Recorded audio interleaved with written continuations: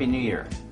I'm Ed Pozzuoli, president at TrippScott, and we continue with our webcast with Commissioner Charlotte Rodstrom, the City of Fort Lauderdale. Charlotte, welcome. Thank you, Ed, and thank you for having me. You're welcome. Charlotte, you're Commissioner in Fort Lauderdale since 2006 and District 2. Describe for us where District 2 lies. Well, I like to say District 2 is a unique area of Fort Lauderdale that goes from A1A to Powerline Road, from north of Las Olas to south of Oakland Park Boulevard. And, of course, a lot of diverse communities within that district. Huge diverse communities, yes. And with the economy the way it is, Charlotte, how is the city preparing and anticipating the needs of its citizens? Well, I'd like to see the city prepare a little bit better than they have presently been preparing in the past. What we really need to do is look at all of our finances. I'd like to see us go down to zero-based budgeting.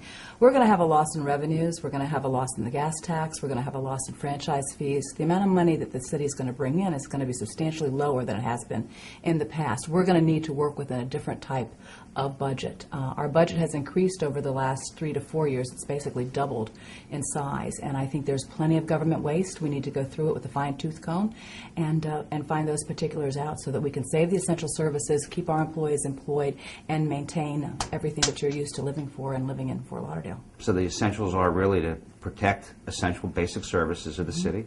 And then also not to increase your taxes. That's important, too. It's huge important. I mean, people cannot afford basic things these days because of the economy. So you want to make sure that their taxes are not increased as well, and that their services are provided for, and that they feel comfortable in their homes and they're safe.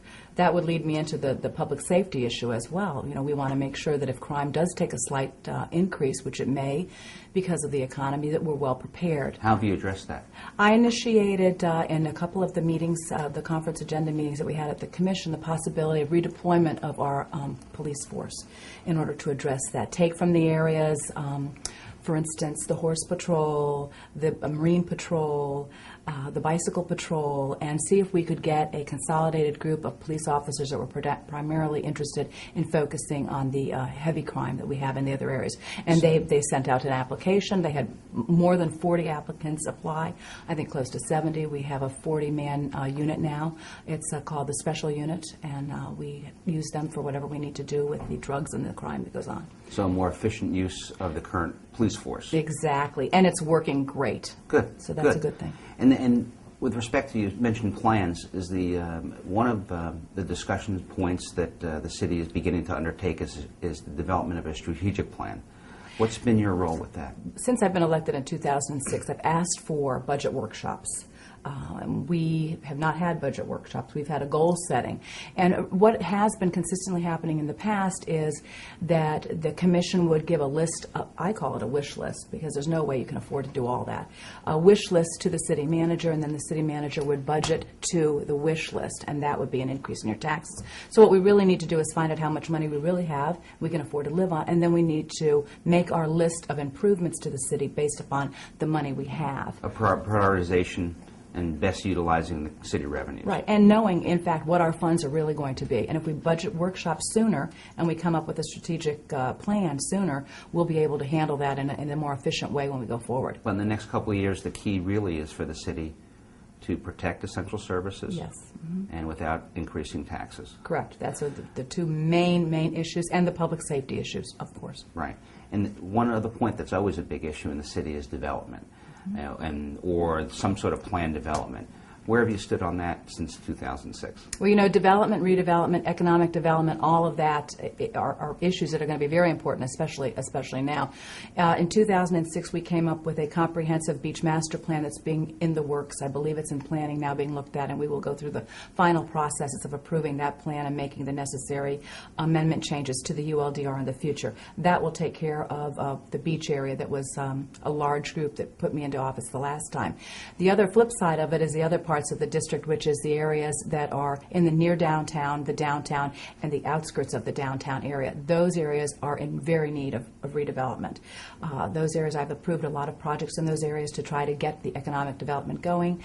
I believe that there is still an opportunity for development in those areas, and we need to incentivize developers to come and continue on with their plans to give them whatever they need to be able to redevelop in the areas of need. So smart, controlled growth. Smart, controlled growth, yes, and with a better standard, so, yeah. So overall, basically the revenues of the city can increase while you're protecting the integrity of neighborhoods. That's exactly, you've hit it exactly on the head. Thank you. That's great. Okay. So February 10th there's a primary election, and several city commissioners, including yourself, are up for election. Correct. And there'll definitely be a change after this election cycle. How do you anticipate the commission being different? Well, the commission could possibly be different. All five of us could be replaced. I mean, we don't have staggered terms. This is the first time in a long time that we have a consensus of commissioners that are term limited out, and that includes the mayor. So, just by the sheer example of that, we will have a difference in our commission no matter what happens. So I'd like to bring to the table the little bit of experience of the last 3 years, going through the 3 budgets that we've gone through, and the experience and information that I have, and bring that to the table to help the new commissioners. After the election in March, we will be going also through union negotiations again for the police and fire. We will be going through our budget process, and the idea would be to start early to go through the budget process and start early with the union negotiations to get it all squared away. And particularly in these challenging times, it seems to me to be important that we have some consistency on the commission. That's how I look at it. I look at it as though I can bring still the enthusiasm, I'm not complacent, and also bring the experience that's needed to the city of Fort Lauderdale to help the taxpayers. And I think on that note, with Commissioner Rodstrom's enthusiasm and experience, we hope to see her back on the commission after the election cycle. Great. I hope to be there for you, Ed. And I appreciate the time. Thank you. Thank you very Commissioner. much.